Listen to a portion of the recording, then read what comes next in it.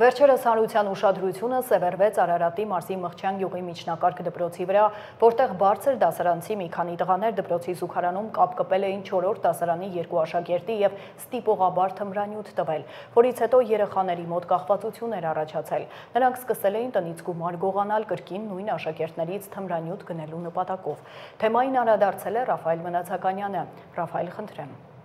Շնորհակալություն, բարի երեկո, հարգելի բարեկամներ։ Կխոստովանենք, որ կրթությունն ու կրթվածությունը և կրթության ոլորտում առկա մարտահրավերները եղել են ու լինելու են մեր զրույցների առանցքային թեմաները։ Բայց ցավոք տեղեկությունները, որ ստացվում են կրթական հաստատություններից, մանավանդ դպրոցներից, մեղմ ասած հուսադրող չեն։ Դեռ շարունակում է թար մնալ այն բուլինգի ենթարկված ուսուցչու թեման, բայց հանկարծ մեկ այլ դպրոցից ստացվեցին մտահոգիչ տեղեկություններ։ Խնդրեմ, Արարատի մարզի Մղջյան գյուղի միակ դպրոցի բարձր դասարանի մի քանի աշակերտներ, ըստ տեղեկությունների 4 ամիս շարունակ հետապնդել են 4-րդ դասարանի առնվազն 2 երեխաների, ստիպողաբար նրանց շուրթերին թմրանյութի նմանվող ինչ-որ ճերմակ փոշի են լցրել են անգամ բերանները այդ փոշին, այսպիսով ըստ նախնական տեղեկությունների նրանց մոտ հրահրում էին կախվածություն։ Հետո ստիպել են, որպեսզի նրանք տնից գումար բերեն։ Այսպիսի հեռանկարային քայլեր։ Ահազանգում էին մղջանցիները, խնդրելով ուշադրություն հրավիրել այս խնդրի վրա եւ մեկնաբանել, բայց խնդրեցին նաեւ, որպեսզի նրանք մնան անանուն։ Դե հասկանում եք, փոքր համայնք է, երևի վախենում են։ Ուսագուցե այսպես էլ մնար անանուն ու կասկածների տիրույթում, եթե չլիներ պատկան մարմինների հետաքրքիր մեկնաբանությունը։ Քննչական կոմիտեն ոչ միայն չի հերքել այս ահասարսուռ մանրամասները, ավելին հայտարարել է 4 անձի նկատմամբ քրեական գործ է հարուցվել, 2-ի նկատմամբ կիրառվել է դաստիարակչական գործառույթ, վարչական հսկողություն, մեկն էլ տնային կալանքում է, մյուսն էլ անգամ ձերբակալելու որոշման մասին է խոսում։ Այսպիսով, տուժածներն ու մեղադրյալները տոքսիկոքիմիական փորձաքննություն պիտի անցնեն, միայն դրանից հետո իրավապահները կասեն, թե ինչ է եղել, թմրանյութ էր, թե ոչ։ Իրեւ հետաքրքրական էր նաեւ, որ երբ ժամանակագրության մասին հետաքրքրվեցինք,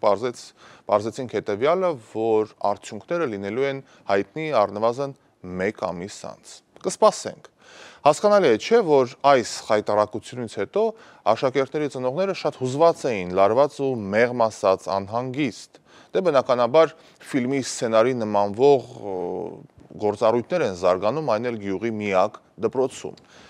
Իդեպ հարկ է նշել, որ ծնողների հետ հանդիպել է նաև մարզպետարանի հանրակրթության վարչության պետ Մարտուն Մանուկյանը, ով չի բացառել, որ տնօրենը կազատվի աշխատանքից։ Իրավապահներից բացի դպրոցում անելիք ունենք նաև մենք։ Այս մասին արդեն հայտնում է Կրթության, գիտության, մշակույթի, սպորտի նախարար Ժաննա Անդրեասյանը։ Այս հայտարարություններից շատ չանցած Մղջյանի միակ դպրոցի տնօրենը հրաժարական է տվել եւ նոր պաշտոնակատարը հենց մղջանցի է, կողքի բնակավայրի դպրոցներից մեկի փոխտնօրենն է եղել ժամանակին։ Այսպիսով, մեղադրյալներից 3-ը 11-րդ դասարանցիներն են, անչափահաս, մյուսը 12-րդ դասարանցի է, 18 տարեկան է, չափահաս։ Պնդումները, որ անչափահասների շրջանում թմրանյութերի տարածման ու օգտագործման դեպքերը կտրուկ աճել են, քննչական կոմիտեի պաշտոնյա Հովհաննես Համբարյանը թվերով է ներկայացնում։ Այսպիսով, 2024 թվականի թմրանյութի իրացման, պահելու եւ մաքսանենգության հոդվածներով առնվազն 1228 մարդ է պատասխանատվության ենթարկվել, նրանցից միայն 7-ն են անչափահաս։ Իհարկե, համացանցում եւ ոչ միայն համացանցում այլ թվեր եւս շրջանառվում են, բայց մենք գիտեք, հիմնականում պաշտոնական թվեր ենք միայն ներկայացնում, ուստի եւ սա գուցե միակ դեպքը չէ, որ դպրոցում է տեղի ունենում, համենայնդեպս մեկը հրապարակային դարձավ, այն որ նման շակերտավոր բարքեր են տիրում դպրոցներում, խիստ մտահոգիչ է, քանզի մենք բազմիցս հայտարարել ենք, որ դպրոցներում մեծանում է մեր ապագան, մեր երկրի ապագան, մեր վաղվա օրը։ Իհարկե, չեմ ցանկանում ընդհանրացնել, բայց եկեք լինենք իրատես։ Այս դեպքերին հետևելով, թմրամոլության ու խաղաղամոլության պաշտոնական թվերը հրապարակելով, ինչ ապագայի մասին ենք մենք խոսում, ինչ երկրում ենք մենք ցանկանում ապրել։ Մտածեք այս ուղղությամբ։